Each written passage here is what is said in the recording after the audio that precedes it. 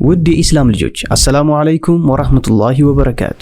ነብያችን ሰለላሁ ዐለይሂ ወሰለም እንደተናገሩት ከእናንተ በላጩ ቁርአንን ተምሮ ያስተማረ ሰው ነው ብለዋል። በተጨማሪም ከሶስቱ አንዱ እንድንሆንም ነግረውናል። ተማር፣ አስተምር ወይም አዳምጥ። ከነዚህ አንዱን ካልሆንክ ራስህን ፈትሽ። ስለሆነም ፈላህ ኦንላይን የቁርአን ማዕከል ለጀማሪዎች ከቃኢዳ ጀምሮ ነظር ወይም በእይታ ማንበብ፣ ሂፍዝ እንዲሁም የተለያዩ የተጅዊድ ትምህርቶችን አካቶ ምዝገባ ላይ ይገኛል። በ0924 52 13 70 በመደወል ምዝገባዎትን ያጠናቁ።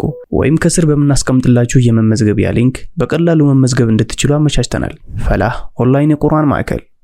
እኛ ሰዎች ስንባል አንድ ችግር አለብን። ጥርሱን ተጠቅሞ ለ34 ዓመት ድረስ ማየት የማይችል ሰውዬ ድጋሚ እንዲያይ ማድረግ ችሏል። እና የእናቶቻችን ተረት ትንቢት ተፈጸመ ማለት ነው። ጥርሴስ ልማዱ ነው አይኔን አታስቂው ይሉ ነበር። ምክንያቱም አንድ ሴት ባለፈ ህይወቷ የማይሆን ነገር ሰርታለች፣ ነገር ግን አሁን ላይ ተውበት አድርጋለች። አዲስ ሰለምቴ ነው። ቤት ውስጥ ሲሰግድ ፋዘራየው አንተ ሰለምክ እንዴ ለምደም ሰግዶ አይነት ነገር አባረረው ከቤት። እየሰለሙ ያሉ ብዙ እህት ወንድሞቻችን አሉ፣ አላህ ይቀበላቸው። በርካታ ሙስሊም የሚገኝበት አካባቢ እንኳን በየትምህርት ቤቱ ሂጃብሽን ካላወለቅሽ አትማሪም እያለ ተማሪዋ ላይ እየደነፋ ያለ ዳይሬክተር ወይም አስተማሪ እየበረከተ ነው። በዚህ ልክ ለምን ሃይማኖት ተኮር ጥላቻ እንዳለ አይገባኝም።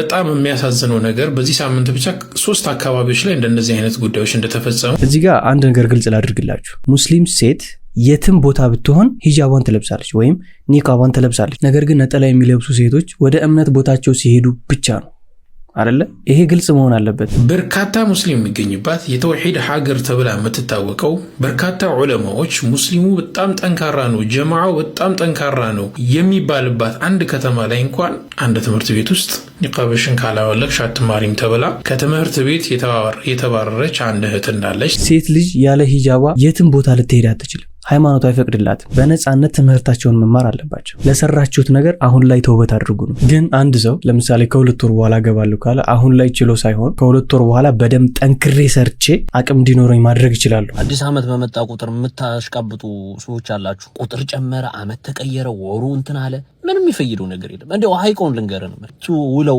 ቀን ላይ ጥሩ ነገር ሰርቻለሁ ወይ ገብቷል። ራስህን የሚቀይር ነገር ሙሐሰባ ማድረግ ሁሌም ሙእሚን የራሱ የሁሌ ስራው ነው እና ምንም የሚቀየር ነገር የለም። ሁሉም ዓመት ኖርማል ነው፣ ያለፈውም ያሁንም የሚመጣውም ማለት ነው። ባለፈ ህይወታ እንደዚህ መደረጓ ልክ ነው ብላችሁ ነው የምታስቡት? ምክንያቱም አዲስ ዓመት ካልን ነገም ለዛሬ አዲስ ነው።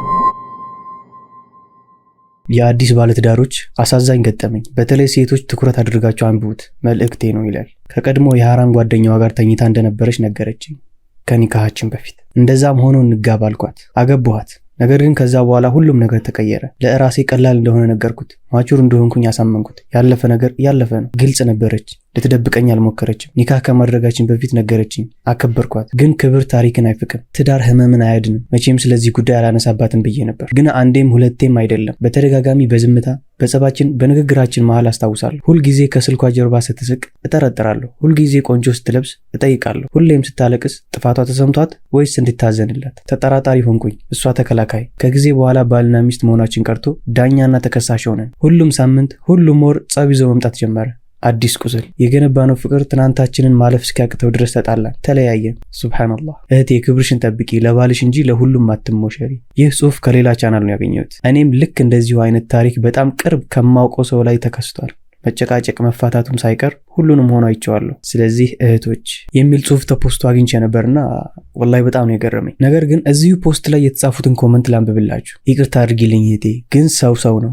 አዎ እሷም ጥፋት አለባት። ክብሯን ለባሏ ብቻ ነው መስጠት ያለባት። ግን እሱም ቢሆን አምኖባት እስከገባ ድረስ ሐቋን የመጠበቅ ግዴታ አለበት። በቃ ሰው ነው። እሷ ተውበት አድርጋ ወደ ጌታዋ ወደ አላህ እስከተመለሰች ድረስ ከሷ አንድ የሚጎል ነገር የለም።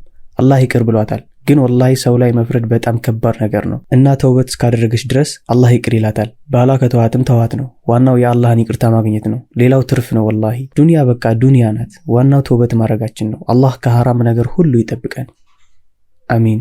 እንደዚህ የሚል ኮመንት ተጽፏል። ቀጣዩ ምን ይላል? ጉድ ነው። ተጸጽታ ወደ አላህ የተመለሰችን ሴት ምን አድርጊ ነው የሚላት? አላህ ከሱ የተሻለ ይስጣል። በእርግጥም ወንድ ልጅ የሚገርም ፍጥረት ነው። እኛም የአላህ ጥበቃ አይለየን። ሱብሃንአላህ። በጣም የተለያዩ ሐሳቦች በዚህ ፖስት ብቻ በጣም የተለያዩ ሐሳቦች ሲነሱ ነበር እዚህ ኮመንት ላይና እኛ ሰዎች ስንባል አንድ ችግር አለብን። አንድ ወንድ በጣም ትልቅ በቃ የገዘፈ ጥፋትን ካጠፋ ሁሉንም ወንድ በአንድ ወይም በጅምላ የምንፈርዳለን። ያ ትክክል አይደለም። እናንተስ ምን ታስባላችሁ? ይህ ነገር ልክ ነው ብላችሁ ነው የምታስቡት? ምክንያቱም አንድ ሴት ባለፈ ህይወቷ የማይሆን ነገር ሰርታለች፣ ነገር ግን አሁን ላይ ተውበት አድርጋለች። ስለዚህ ተውበት እስካደረገች ድረስ ያንን ነገር እያስታወስን አሁን ላይ ልንወቅሳት አይገባም። ምክንያቱም አንዴ ተውበት አድርጋለች፣ አላህ ተቀብሎታል፣ አለቀ። ቀበላት አይቀበላት አናቅም። ወላኪን ተውበት እስካደረገች ድረስ የድሮን እያነሳን አሁን ላይ ልንወቅሳት አይገባም። ይህን ስናገር ግን አሁን የማይሆን ነገር ስሩና ወደፊት ተውበት አድርጉ እያልኩ አይደለም። ለሰራችሁት ነገር አሁን ላይ ተውበት አድርጉ ነው እንጂ አሁን ሰርታችሁ ለወደፊቱ ተዘጋጁ ለተውበት አይደለም በጭራሽ። እናንተስ ምን ታስባላችሁ? ባለፈ ህይወታ እንደዚህ መደረጓ ልክ ነው ብላችሁ ነው የምታስቡት? ወይንስ አሁን ላይ ባላት አህዋል ወይም አሁን ላይ ባለችበት ሁኔታ እንጂ ያለፈ ህይወታ አሁን ላይ ምንም አይመለከተውም የምትሉ ናችሁ? የራሳችሁን ሐሳብ አስተያየት ኮሜንት ላይ አስቀምጡልኝ። አሰላሙ አለይኩም ወራህመቱላሂ ወበረካቱ። ያ ጀማ እንዴት ናችሁ? ዛሬም እንደተለመደው ባዝናኝ ባስተማሪ ቪዲዮዎች ተመልሼ መጥቻለሁ። ዘና እያላችሁ ትምህርትን መማር የምትፈልጉ ካላችሁ ቻናሉን ሰብስክራይብ አድርጉ፣ እንዲሁም ቪዲዮን ላይክ እያደረጋችሁ ወደ ቪዲዮቻችን እንግባ። ስለ ሴቶች ካነሳን አይቀር ሰሞኑን አንድ ሀገር ላይ ሂጃብ ለብሳችሁ አትማሩም የሚባል ነገር ተነስቷልና ኢቭን አንዲት ልጅ ራሱ ከትምህርቷ ታግዳለች ኦር ተባራለች፣ ሂጃብ ለብሰሽ አትገቢም በሚል ማለት ነውና ይህ ነገር በጣም ብዙ ከተማዎች ላይ እየተተገበረ ያለ ነገር ግን አሁን ላይ ነገሩ ስር እየሰደደ ይመስላልና አድምጡት። የሙስሊም ተማሪዎች ጉዳይ የሚያሳስባችሁ ከሆነ ይህንን ቪዲዮ ሼር ሳታደርጉ አትለፉት። ምክንያቱም በጣም አሳሳቢ ነገር ስለሆነ ነው። አንዱ ትምህርት ቤት ከአንዱ ትምህርት ቤት፣ አንዱ ከተማ ከአንዱ ከተማ፣ አንዱ አካባቢ ከአንዱ አካባቢ እየተኮራረጀ በሚመስል መልኩ አንዱን እያየ በየትምህርት ቤቱ በርካታ ሙስሊም የሚገኝበት አካባቢ እንኳን በየትምህርት ቤቱ ሂጃብሽን ካላወለቅሽ አትማሪም እያለ ተማሪዋ ላይ እየደነፋ ያለ ዳይሬክተር ወይም አስተማሪ እየበረከተ ነው። ጉዳዩ ከላይ መፈታት አለበት የምንለውም ለዚህ ነው። በጣም የሚያሳዝነው ነገር በዚህ ሳምንት ብቻ 3 አካባቢዎች ላይ እንደነዚህ አይነት ጉዳዮች እንደተፈጸሙ በተለያየ መንገድ መረጃ ደርሶኛል። በጣም የሚያሳዝነው ነገር አሁን ለጊዜው ስም አልጠቅስም፣ ጉዳዩ ካልተፈታ ግን ሙሉ መረጃውን ይዤላችሁ እመጣለሁኝ። በርካታ ሙስሊም የሚገኝባት የተውሂድ ሀገር ተብላ የምትታወቀው በርካታ ዑለማዎች ሙስሊሙ በጣም ጠንካራ ነው፣ ጀማዓው በጣም ጠንካራ ነው የሚባልባት አንድ ከተማ ላይ እንኳን አንድ ትምህርት ቤት ውስጥ ኒቃቧን ለብሳ ተመዝግባ ይኸው አሁን ያለነው 4ኛ ወር ነው። 4 ወር ሙሉ ከተማረች በኋላ ኒቃብሽን ካላወለቅሽ አትማሪም ተብላ ከትምህርት ቤት የተባረረች አንድ እህት እንዳለች ሰምቻለሁኝ። ይህ ጉዳይ ካልተፈታ ሙሉ መረጃውን ይዤላችሁ እመጣለሁ። መጅሊስም ግን በየአካባቢው እየተነሱ ተማሪዎችን ከትምህርት ገበታ የሚያፈናቅሉ እነዚህን ግለሰቦች ለመጨረሻ ጊዜ የጀመረውን ስራ በማጠናከር በአፋጣኝ እንዲቋጭና ተማሪዎች በነፃነት ትምህርታቸውን እንዲማሩ በሀገራቸው መሸማቀቅ የለባቸው፣ መብታቸው መከበር አለበት። የሁላችንም ድምጽ ያስፈልጋቸዋል።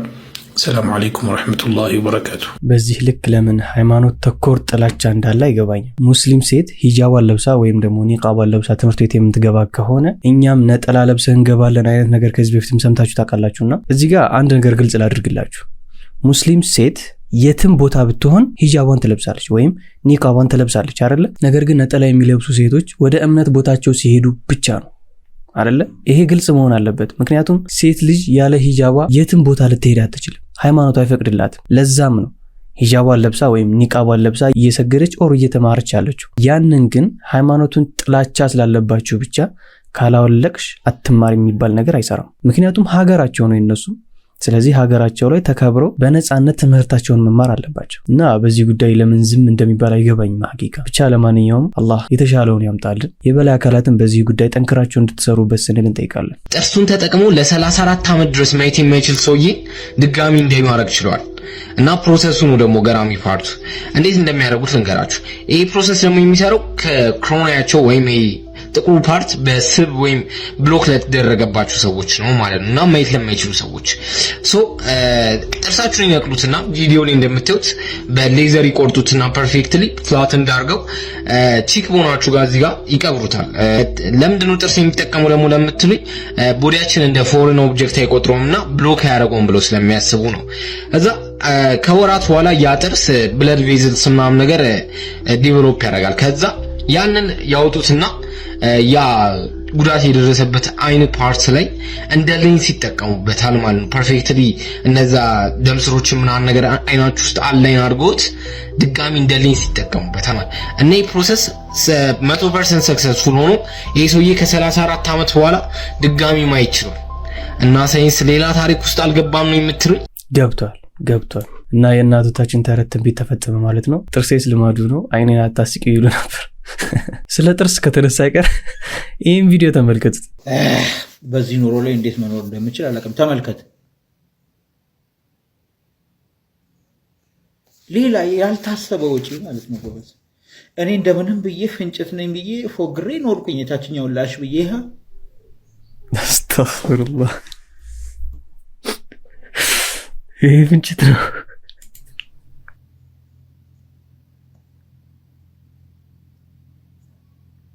ጥርሴ ደግሞ ሌላ ያልታሰበ ወጪ።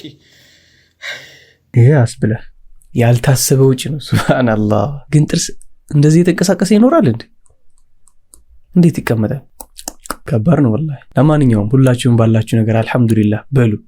ለዛ ነው ይሄን ቪዲዮ ያመጣሁት። ምክንያቱም አይኑን ለማብራት ወይም አይኑን እንዲያይለት ለማድረግ ብቻ ጥርሱን የተነቀለውን ተመልክታችኋል። እኔ የምለው ጀማው አዲስ ዓመት በመጣ ቁጥር የምታሽቃብጡ ሰዎች አላችሁ። አንድ ሁለት ልበላችሁ እናንተ ምንድነው? ቆይ የሆነ በቃ አመታት እንትን ይሆን አዲስ ዓመት ምናምን በመጣ ቁጥር የሆነ 2025 ምናምን እንትን አለ 2026 ምናምን ምትሉ ይሄ የፈረጁም ሆነ የኛ ሀገሩም ሆነ በቃ ምንም ይሁን እኛ ምንም እኔ እንደ ሐቂቃው ስናየው ነው የምላችሁ። እንደ ሐቂቃው እንደ እውነታውን እዩት። ቁጥር ጨመረ፣ አመት ተቀየረ፣ ወሩ እንትን አለ፣ ዛሬ ሰኞ ነገ ማክሰኞ ምንም ይፈይደው ነገር የለም። እንደው ሐቂቃውን ልንገርህ ነው። ጀስት አንተ እዛ ይሄ የምትውለው ቀን ላይ ጥሩ ነገር ሰርቻለሁ ወይ ገብቶሃል? ራስህን የሚቀይር ነገር ካለፈ አሁን ከትላንተ ዛሬ ተሽያለሁ ወይ አቅልየን ጀሰዲየን በቃ ይሄ አስተሳሰብህን ኑሮህን አላቃህን ከአላህ ጋር ያለህን እንትን ይሁን እያሻሻልኩ ነው ወይ የሚለውን ብቻ አንተ ገምግም ራስህን።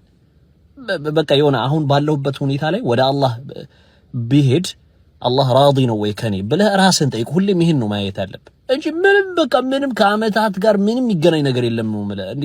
ሙሐሰባ ማድረግ ሁሌም ሙእሚን የራሱ የሁሌ ስራው እንጂ ሆነ ዝም ብለህ hatta እንደው ዱንያዊ ነገር ላይ ራሱ ነው ማለት እንደሆነ ለምሳሌ 2025 አላገባውም 2026 አገባለሁ ከቻልክ ለምን 2026 ለምን ትጠብቃለህ? ስንት አመታት ስትቆጥር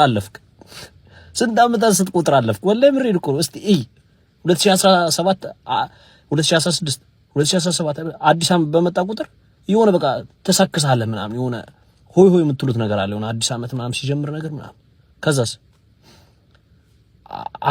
አናሽቀብጥ ወላሂ ምሬድ ምንም እኛ ላ ዓላቀተ ለና በቃ ምንም አይነት ግንኙነት የለንም። በተለይ ሙእሚኖች ምንም አይነት ግንኙነት የለንም ነው የምላችሁ። ጀስት አናሽቀብጥ። እኔ አሁን በዚህ መውዱዕ ላ አድርጌ እንደዚህ ጉዳይ አድርጌ ወላ ሳወራ በዚህ ጉዳይ ላይ በጣም ነው የሚደብረኝ እኔ ወላሂ። ግን ለእናንተ ማሉኑ ስለሌለ ያው ላስታውሳችሁ ብዬ ነው። አናሽቀብጥ። ሰላም አለይኩም ወራህመቱላህ። ወአለይኩም ሰላም ወራህመቱላሂ ወበረካቱ። አናሽቀብጥ ትክክለኛ መልእክት ነው። ግን አንድ ሰው ለምሳሌ ከሁለት ወር በኋላ ገባለሁ ካለ አሁን ላይ ችሎ ሳይሆን ከሁለት ወር በኋላ በደም ጠንክሬ ሰርቼ አቅም እንዲኖረኝ ማድረግ እችላለሁ ብሎ ሊያስብ ይችላል አንድ ሰው። ያ ኖርማል ነው። ግን አዲስ ዓመት ሲመጣ በጣም በብዙ ነገር ነው የምናሽቃብጠው ወላሂ በጣም በሚያሳዝን መልኩ ማለት ነው። እና ምንም የሚቀየር ነገር የለም። ሁሉም ዓመት ኖርማል ነው፣ ያለፈውም ያሁኑም የሚመጣውም ማለት ነው። ምክንያቱም አዲስ ዓመት ካልን ነገም ለዛሬ አዲስ ነው። ስለዚህ ነገሮችን በደንብ ልናስተውል ይገባል። ካልሆነ አዲስ ዓመት በመጣ ቁጥር የማይሆን ነገሮችን የምናደርግ ከሆነ ወዳልሆነ አቅጣጫ ልንሄድ እንችላለን። ምክንያቱም በአዲስ ዓመት እንደዚህ ይደረጋል ከተባለ በአዲስ ዓመት ጠብቀህ ያን ነገር የምታረግ ከሆነ ሳታስበው ወደ ሽርክም ልትገባ ትችላለህ። ወደ ሽርኩም ሊሄድብን ስለሚችል ሳናስበው ማለት ነውና ሁላችንም ጥንቃቄ ልናደርግ ይገባል። ልጄ ሼክ ገሌ እርዳኝ እያለ ዱዓ ሲያደርግ ስሰማው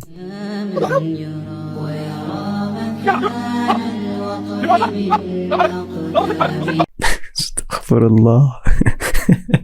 ቀልድ ነው፣ ፈገግ ብለን አለፍነው። ወላኪን ቪዲዮ ትክክለኛው ቪዲዮ አዲስ ሰለምቴ ነው። ቤት ውስጥ ሲሰግድ ፋዘራየው አንተ ሰለምክ እንዴ ለምንድነው ሰግደው አይነት ነገር አባረረው ከቤት።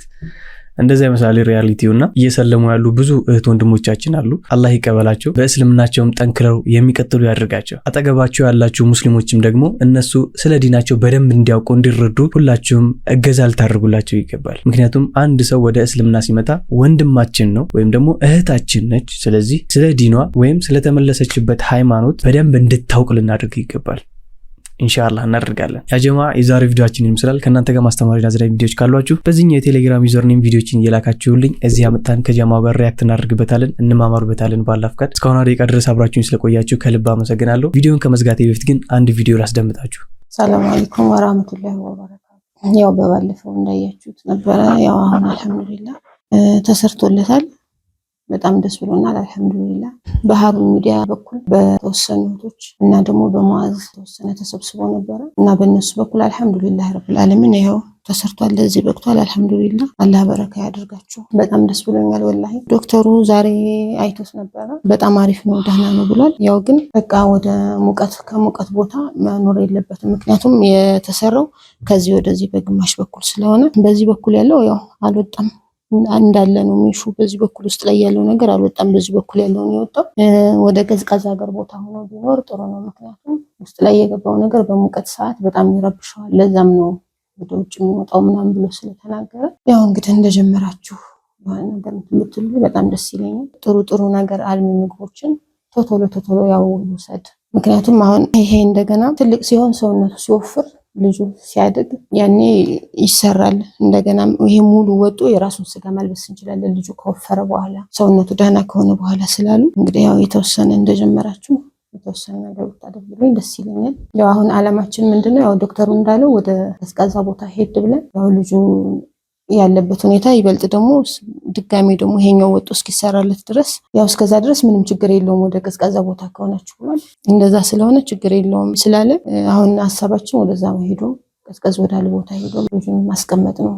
ወደዛ ነው ያሰብነው ኢንሻአላህ። እና በሃሩን ሚዲያ በኩል ያላችሁ እህቶች በጣም ነው የማመሰግነው። አላህ ይስጥልኝ ከምንም በላይ እንደው እንዲህ ነው አይደለም። በቃ የልባችሁን አላህ ይሙላላችሁ። ለኔ እንደተጨነቃችሁልኝ፣ ለኔ እንዳሰባችሁልኝ፣ ለኔ እንደቆማችሁልኝ ሁሉ አላህ ለእናንተ የሚቆምላችሁ አላህ ይስጥልኝ እላለሁ። እንግዲህ ያለው ነገር ይሄ ነው። ያው በተቻላችሁ አቅም ወደ ቀዝቀዝ ያለ ቦታ ላይ ሄጄ ልጄን እያስተማርኩ ደህና ኑሮ ልጄን ያው የተሻለ ከዛ ከሙቀቱ የተሻለ ነገር እንዲያገኝ ለማሳደግ ተባበሩ ደስ ይለኛል። በተረፈ አላህ ይስጥልኝ፣ አመሰግናለሁ። እንደሰማችሁት እንግዲህ ሁላችንም የአቅማችንን ድጋፍ እናደርግላት ኢንሻአላህ። በቅርቡም ደግሞ ረመዳን እየደረሰ ስለሆነ ገንዘብ ማሰባሰብ ጀምራለሁኝ።